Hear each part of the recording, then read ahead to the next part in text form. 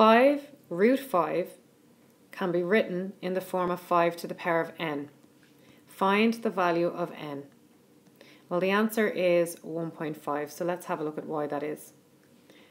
Well, 5 can be written as 5 to the power 1. It's stuck on to root 5, which means we're going to multiply. Anything stuck together in maths means multiply. And the square root of 5 can be rewritten as 5 to the power of a half. So we have 5 to the power 1 multiplied by 5 to the power of a half.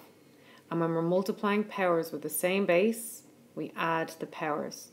So 1 plus a half is 1.5, or 1.5. 2 times root 8 equals 2 to the power of m. Find the value of m. Well, the answer is going to be 2.5 or 2.5. So let's have a look at why. Well, 2 on its own can be rewritten as 2 to the power of 1. Multiply is just multiply. And the square root of 8 can be rewritten as 2 to the power of 3 raised to the power of a half. So the 8 can be rewritten as 2 to the power of 3 because 2 by 2 by 2 is 8. And the square root is the same thing as to the power of a half. So next we are raising a power to a higher power, so we multiply. So 3 times a half is the same thing as a half of 3, which is 1.5. So we still have the 2 to the power of 1. So 2 to the power of 1 times 2 to the power of 1.5. So we're multiplying powers with the same base, we add the powers, and 1 plus 1.5, or 1.5, is 2.5, or 2.5. So the m is 2.5. Find the value of x when the square root of 125 is equal to 5 to the power of x. So we're trying to find what this x is. So the square root of 125, so we want it as a base of 5. So we'll have 5 to the power of something equals 5 to the power of x, and then we can cancel out the bases. We can cancel out the 5s.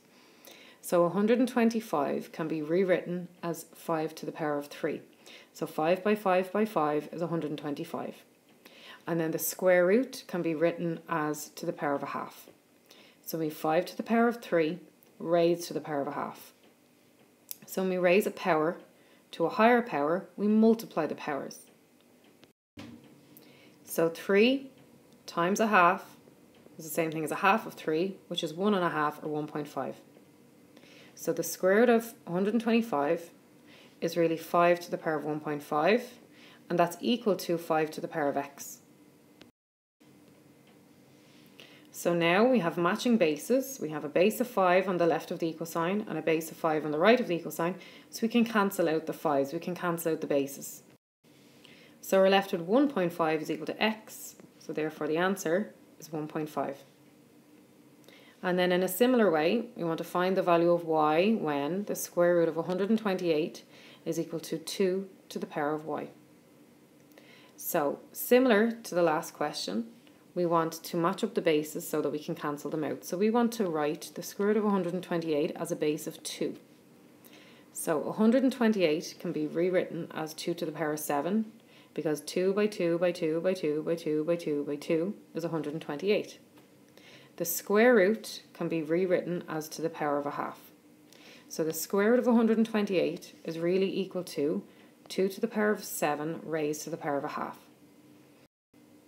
Now here we're raising a power to a higher power, so we multiply the powers.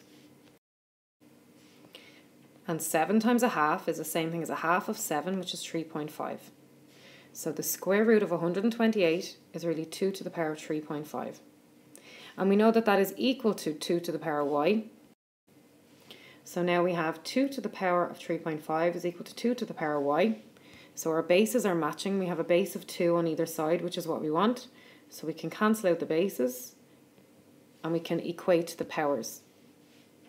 So we have 3.5 is equal to y. So find the value of y. The answer is 3.5.